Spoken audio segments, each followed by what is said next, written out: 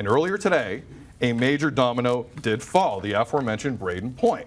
Signing with Tampa, 3-year deal worth a little over $20 million. The contract comes with an AAV of $6.75 million, a number that had some fan bases, specifically in Canada, one market specifically that I can think of, scratching their heads a little.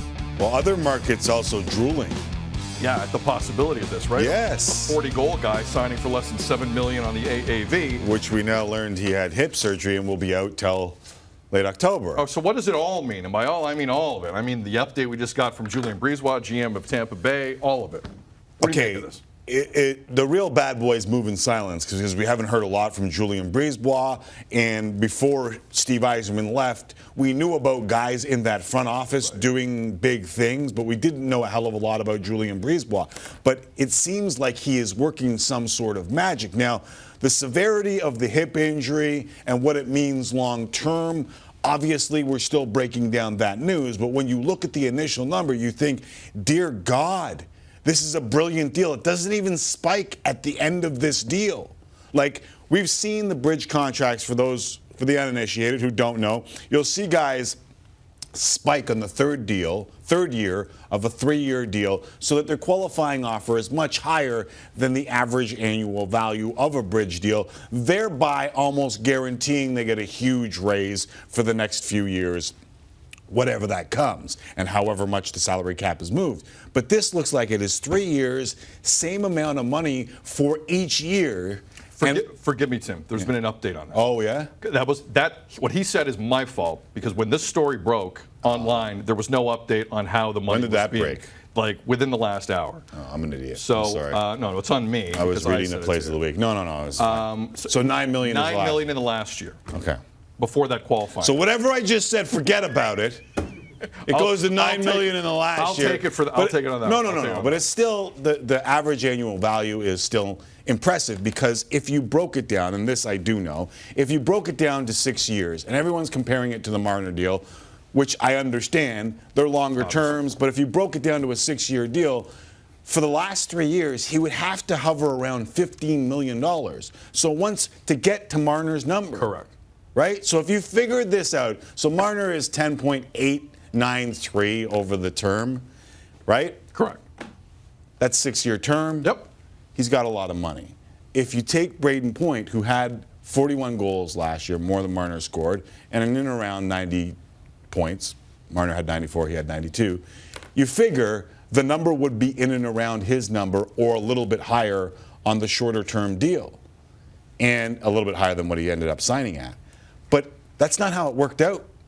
And if you look at the Tampa Bay Lightning, they have a lot of really good players under really nice contracts this year, and then Vasilevsky jumps up a little bit from $3.5 million this year to $9.5 million next year. And Vasilevsky, let's remind everyone, just won the Vezina. So he can't even hit 10. Right. So this is an organization where Hart Trophy, you're not hitting 10. Vezina, you're not hitting 10. Mm-hmm. This is how we're going to help you out. Now, it's also one of the best states in the Americas in terms of income tax and whatnot. Yeah, there's no state tax. There's no state. I mean, it's a joke. State income tax. Income tax. So they obviously get some more positives out of that than maybe it would appear on the contract. But this is why. Listen, I know Tampa were a laughingstock at the way last year ended. I realize that. Anyone who knows anything about the game wasn't laughing, because they know how this team has been built. They know how they are primed to do this again and lead the league in points one more time. Would it shock anyone if that took place again? Wouldn't surprise me. So this is just another example as to why, with all due respect to Boston and some other teams that do it pretty well, this is the standard in the salary cap era when you are actually paying guys. Mm-hmm. Chicago was a standard when you weren't paying guys. They knew how to figure that out.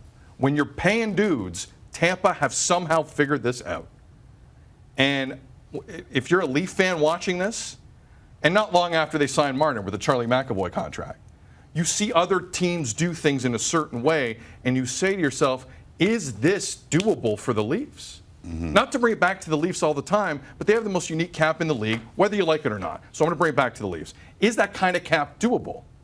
Or do you have to be like Boston? Do you have to be like Tampa? Do you have to cash lightning in a bottle like St. Louis? Is that how the league is run?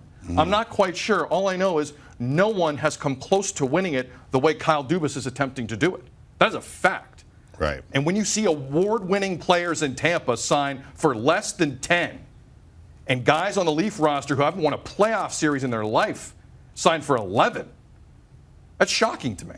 That's quite frankly shocking to me. And I don't know how the Leafs make it work when other teams are getting guys like this at 6.75. Well, we're going to see what the Tampa Bay Lightning have to do after this year because they got about, and I'm ashamed that I didn't know that, and I'm still kind of pissed off that I didn't know that. That was my fault. No, it's not your fault. I'm a perfectly grown-ass man that can accept that I was going to look at the plays of the week and never went back to the story to find out that he was making $9 million in the last year. But when Vasilevsky goes from $3.5 million to $9.5 million, there will be a casualty on this team because they're up against the cap.